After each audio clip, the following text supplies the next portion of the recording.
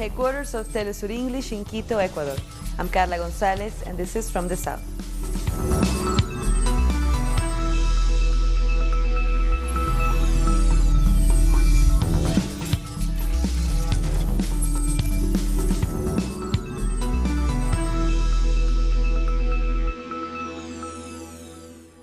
Venezuela has broken off diplomatic and political relations with the United States.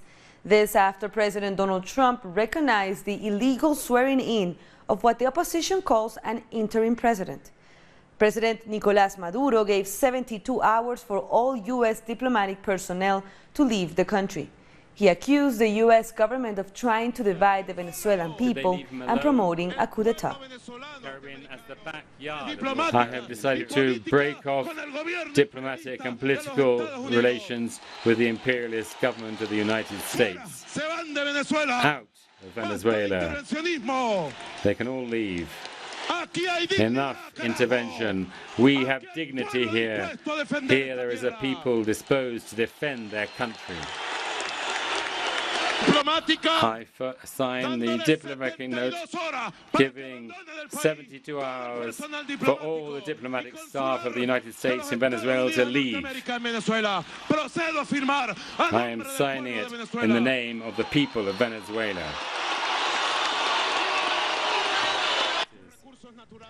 Maduro made the announcement in front of thousands of supporters who were outside the Miraflores presidential palace, who were marching in defense of democracy. The president reminded the people that it was the United States that pushed for the overthrow of democratic governments all across Latin America during the 20th century. For the revolutionary changes which our America, for 2 centuries, has demanded, called for throughout the 20th century under the domination of imperialism. We were witnesses of a policy, an interventionist policy. The Venezuelan opposition also took to the streets in several cities. Addressing some of the protesters, Juan Guaidó, who was appointed president of the National Assembly just days ago, illegally declared himself interim president. The National Assembly has been in contempt for years, and the country's high court has ruled that their actions are void. This was the biggest demonstration that Venezuela's opposition has managed to organize in the last year. The supposed swearing in of Guaidó has quickly been recognized not only by the Trump administration but by a number of U.S. allies. These include 11 of the 14 members of the Lima Group, which earlier this month agreed not to recognize President Maduro. However, Guyana and St. Lucia, as well as Mexico, did not sign the declaration in support of Guaidó.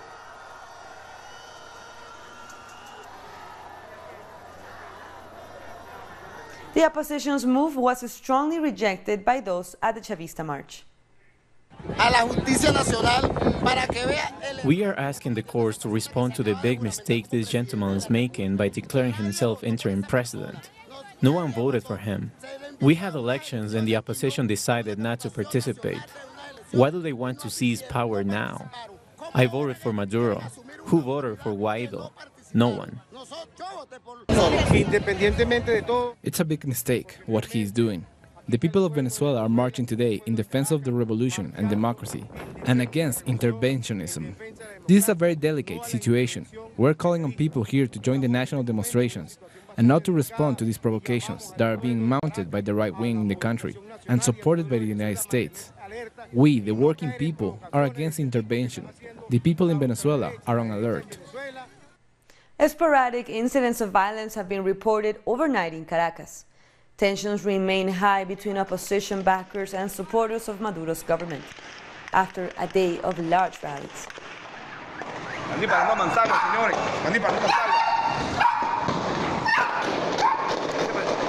The Bolivian President Evo Morales expressed his solidarity to Venezuelans and to President Maduro.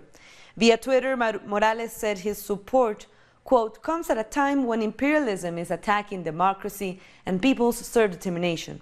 He also said that the Latin American people will never allow the United States to once again use the region as its backyard.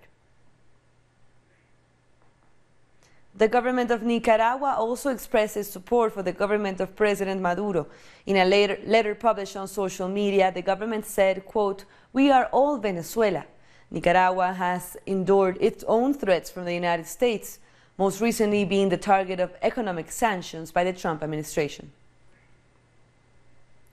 Also, the Palestinian Ministry of Foreign Relations expressed its concern about U.S. intervention in Venezuela. The State of Palestine said it is grateful for support and solidarity from Venezuela and its president. And this support also came from the Movement for Social Justice in Trinidad and Tobago. The movement strongly condemned the U.S. interference in Venezuela's internal affairs. We stand fully in solidarity with President Maduro as the legitimately, democratically elected president of the Bolivarian Republic of Venezuela. We condemn totally the intervention and interference in the internal affairs of Venezuela by the United States government, as evidenced by the statement by Vice President Pence. That must not be allowed to stand. We must stand in solidarity with the people of Venezuela to defend their constitution, to defend their sovereignty, to defend their right to self-determination. Trinidad and Tobago's government says it stands ready to assist Venezuela in any way it can. I don't know if it's a tweet or if it's an official position from the United States President. That's his prerogative. He can say whatever he wants. At the end of the day, Venezuela, as far as I'm aware, remains a sovereign country. We stand, as we've said throughout, as the Prime Minister said, we stand ready to assist in whatever way we can, including in any mediatory position that we may be able to play. But we certainly don't think one government calling on another government to fall is the right way to go about it. Countries like China and Russia said they maintain its support for Venezuela and Maduro's government. Our correspondent in Moscow, Hansel Oro, has more. Russia has reaffirmed its support for Venezuelan President Nicolás Maduro. This comes after the United States and the country members of the Lima Group recognized the opposition leader Juan Guaido as interim president. Russian Senator Andrei Klimov said that his country will not change its political relations with Venezuela. An official statement published by the Foreign Relations Ministry says that the Venezuelan elections were carried out under watch of international observers.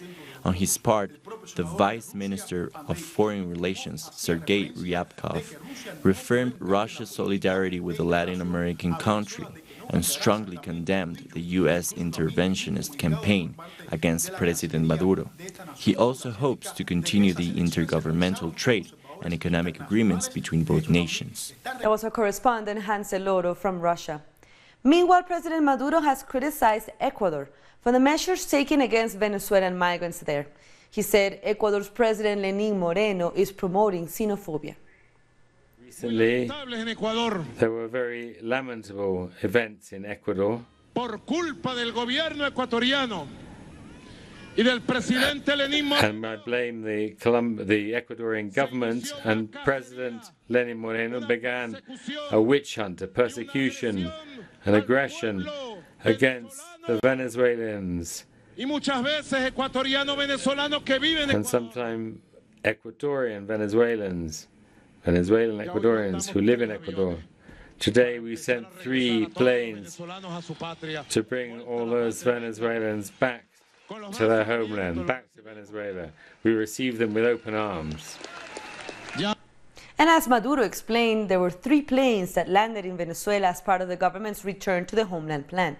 The flights were commissioned from Ecuador after a wave of xenophobic attacks in the country. Hundreds of Venezuelans disembarked in Caracas, with more expected to arrive in the coming months. Recent xenophobic attacks rocked the Venezuelan migrant community in Ecuador. The situation was particularly toxic in the city of Ibarra, where a Venezuelan citizen killed a woman. To this date, the return to the homeland plan has helped over 9,000 people return home from various Latin American countries. And we heard their testimonies before they left Ecuador. Día que pasó la tragedia. The day the tragedy occurred, the xenophobia started. I was attacked by a group of Ecuadorians when I was going back to work. They burned my clothes that were there. Me and some colleagues took refuge in a fruit store and they tried to enter, so we had to protect ourselves. And yesterday they returned. They had sticks, pipes, machetes, and we had to run away. It's been a while since I'm trying to return, because we couldn't find a job here. So it's great that the president launched this program. It's very good for us. We have more stories coming up. We'll be back.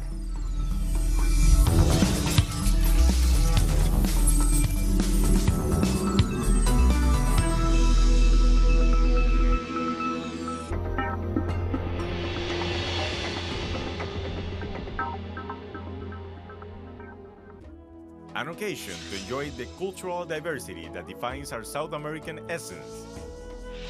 Come along to find out the story behind these personalities, traditions, and artistic expressions that unite us as a whole. Real Lives, Friday, only on Telesur.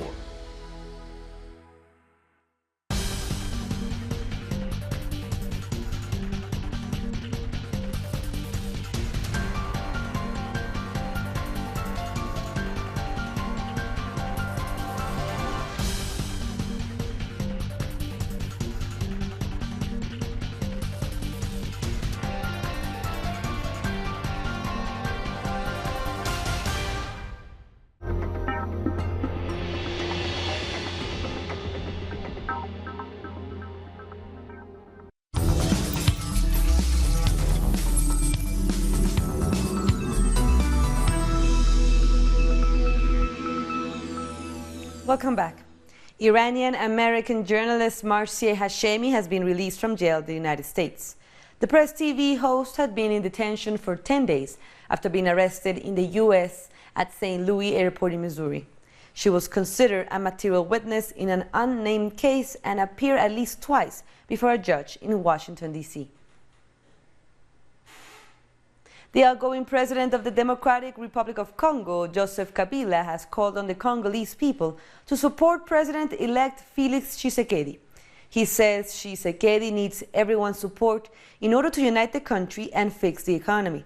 Kabila has governed the country since 2001, following his father's assassination.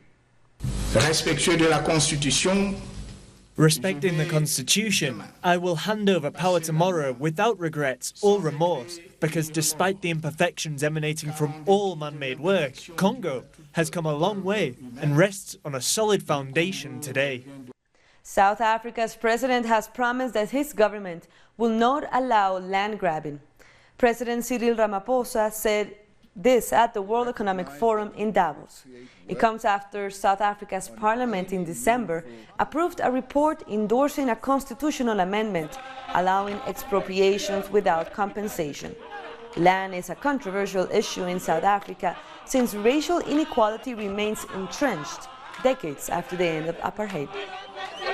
Land reform is going to be handled in terms of our constitution, but as it is being handled, we are going to take care that those of our people who were denied the right to own land get equity. Everything should be done on an equitable basis. And that is the only way we can ensure that South Africa does indeed become a prosperous country where all the people of our country do benefit from what South Africa has to offer in the way of a better life for all. During the Cuban Revolution, the Venezuelan people made major donations to Fidel Castro's 26th of July movement, so it's no coincidence that the first foreign trip that Castro took as the comandante of the revolution in Cuba was to that country. Here's a look at that story. Pedro Peláez was among those who started the revolution from the Sierra Maestra mountains. He also accompanied Fidel Castro on his first visit abroad. 60 years later, the retired general still vividly recalls those days. Countries oppressed for a long time look up to a libertador like him, but it was all spontaneous, not organized at all. People came to see us. The roads were full of people, just like in Cuba. People started to arrive at the Maiquetía airport in Venezuela as early as 3 in the morning. The Cuban delegation was invited to participate in the first anniversary of the overthrow of dictator Marcos Pérez Jiménez. They said such a huge crowd showed up that it took the Cuban delegation about 45 minutes to just leave the airport. Fidel Castro arrived in Venezuela as the representative of a nation that knows how to fight for its freedom, with spontaneous and valuable help from the Venezuelans who are now welcoming him. Journalists covering the event said that they never called him by his surname, rather just Fidel. It was just as clear in Venezuela as it was in Cuba. I came here in the name of my people, who asked for your help and solidarity. But I also came to tell you that Venezuelans can also count on our help and unconditional solidarity. In the center of Caracas, 300,000 people gathered in O'Leary Square to take part in the reception and listen to Fidel explain the ideas of the Cuban Revolution. I told them that if Venezuela happens to be oppressed by a tyrant, they count on the Cubans. They can count on the fighters of the Sierra Maestra. Each of his speeches represented a new theory, a new idea. He spoke about dictatorships that still exist across America and the need for an information agency that serves democracy. Ascending to the presidential stand in the Caracas Chamber of Representatives, the government received him in Miraflores Palace, and the university awarded him an honorary doctorate. Then he met with President Rómulo Betancourt and the Chilean poet Pablo Neruda. Appearing at the diplomatic ceremony, Fidel Castro showed himself to be a candid person. Beyond all the formalities and protocol, the commander was still the same person who spoke with the campesinos of the Sierra Maestra during 2 years of the liberation campaign. Fidel always carried the people in his heart and said that Venezuela should lead in the push for the unity of the Latin American peoples. The voice of Cuba started to be heard in the rest of the world. Public consultations have begun in Trinidad and Tobago on the decriminalization of marijuana. This follows the Prime Minister's announcement that the use of marijuana for medicinal purposes would become legal. Several other Caribbean nations are also debating the issue. In 2015, Jamaica decriminalized the possession of 2 ounces or less. And last December, St. Vincent and the Grenadines made marijuana legal for medicinal purposes. A Mapuche leader in Chile serving 9 years in prison may soon have his sentence overturned. The Supreme Court has ruled in favor of Facundo Jones Wala, declaring his appeal admissible. The ruling was the result of suspicions that the Chilean government, especially the Ministry of Security, violated espionage laws. Jones Wala was convicted of arson and for possessing illegal weapons. Chile has criticized France after it rejected its extradition request for a former guerrilla member. Ricardo Palma Salamanca was a member of the Communist Party's armed wing during the dictatorship and killed a senator closely allied with Pinochet. Chile is a state where the law prevails. The resolution announced today denies both victims and relatives the possibility of obtaining justice. An earthquake has struck the Santander region in Colombia. It measured magnitude 5.4 on the Richter scale. It could be felt as far away as the cities of Medellin and Bogotá. At present, there are no reports of any injuries. The son of Brazilian President Jair Bolsonaro has been linked to the family of the person accused of murdering Councilwoman Mariel Franco. According to local media, Flavio Bolsonaro employed the mother and wife of Adriano Magalhães, who, according to the prosecutor's office, is a member of the organization behind the killing. Prosecutors have ordered the arrest of Magalhães, who is currently on the run. Franco was killed in March 2018. A mãe do ex-capitão. The mother and the wife of the former police captain and militia leader, who is a fugitive of justice accused of involvement in the death of Mariel, were only laid off from Congressman Flavio Bolsonaro's cabinet on November 13, 7 days after the Furna da Onça investigation was unleashed. In Brazil, Praia Grande near Sao Paulo has become a popular seaside destination for workers. During the summer season, its population explodes, and so does business for local beach vendors. Davido is a school caretaker who is on vacation with his family in a rented beach house. I'm making some snacks to bring to the beach, frying some shrimp and some chicken. I'm going to fry up some sausage too. After the 2016 parliamentary coup against Dilma Rousseff, the Brazilian government made it easier for employers to deny paid vacation to their workers. As a result, more people are vacationing closer to home this year, taking the bus instead of flying. For most of the year, Praia Grande has a population of 300,000, but in summer it swells to over 1 million. Its proximity to São Paulo and low prices have made it Brazil's fourth most popular vacation destination, and this year business is booming for the beach vendors. This year things are a lot better. Last year the national crisis hurt us a lot. It may not be the nation's most beautiful beach, but it's clean and its gentle waves make it relatively safe for children. Things might not be looking so bright for Brazil politically at the moment, but a sunny day on the beach with loved ones offers a chance for working-class Brazilians like Alexandre to forget about their problems and enjoy the best things that life has to offer.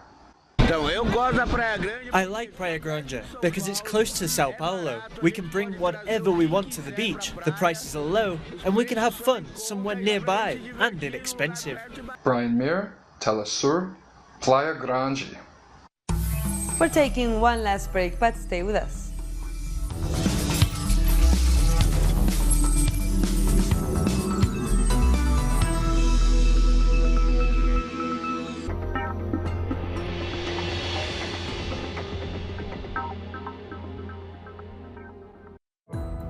Our actions have an impact on the environment.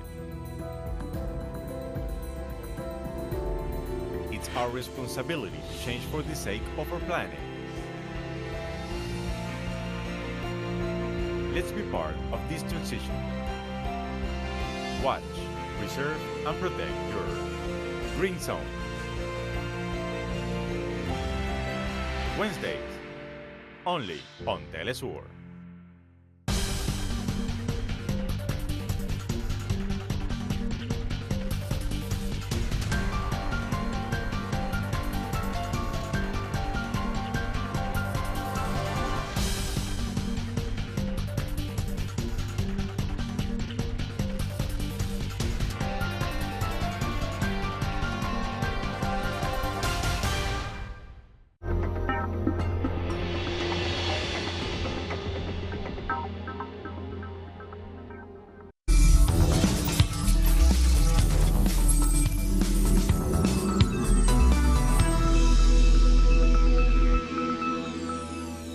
Welcome back. Hundreds of Palestinians have demonstrated against a newly opened road in the occupied West Bank. The route, which Palestinians have dubbed the Apartheid Road, segregates the road into two separate lanes with a high wall in the middle. The western side will be used by Palestinians, while the eastern side will be used by Israeli settlers to enter and leave Jerusalem. Today's action was to reject the occupation policy, especially on this racist street. This street was opened a few days ago and it symbolizes discrimination. The street is only for the settlers and Palestinians are forbidden to step on it. This is the beginning of the implementation of the E1 plan, which aims to control large areas of Jerusalem's land to expand settlements. In other news, peace in Yemen may be getting closer. Houthi fighters and the Saudi-backed government are expected to agree to the terms of a prisoner exchange next week. But despite the talks taking place over the past week, there are still deep divides to overcome. On the issue of the prisoner release and swap, the two parties are holding talks to achieve a result. On the list of prisoners to be swapped, agreed upon by the two sides last December in Sweden, there are about 16,000 people, but it's not the final number. We are waiting on the final list to be concluded by the two parties. The U.S. Senate will vote Thursday on two competing bills as lawmakers attempt to end a partial government shutdown that has lasted 34 days. One includes the $5.7 billion to fund the U.S.-Mexico border wall demanded by President Donald Trump. The other extends funding for the closed agencies until February 8th. The shutdown has forced around 800,000 government employees to work without pay or take leave, and the crisis is worsening. Some of those workers, joined by supporters and union leaders, held a protest Wednesday in a federal building in Washington, D.C. Nobody care about that wall, and then you don't have enough respect for the United States citizens, you know. And then on his campaign, I remember every time I turned on the news and he was on TV, he said he was going to make Mexico pay for that wall. But then he talking about he wanted the United States citizens to pay for, which we don't care about no wall. We want our jobs back. The European Union's Economic Affairs Commissioner says the risk of a no-deal Brexit is growing. The Commissioner says it's now up to the British to tell the European Union how they plan to break the impasse. Britain is set to leave the EU in late March, but there's no agreement in place yet. Last week, Parliament rejected the proposal presented by Prime Minister Theresa May. The ball clearly is in the British side again. It's not a problem that can be solved by Brussels, maybe in Brussels later, but it has to be first dealt with in London. The only consistency in her strategy seems to be running down the clock on this by threatening no deal as an alternative to her dead deal. The CBI, Mr. Speaker, says the projected impact of no deal on the UK economy would be devastating.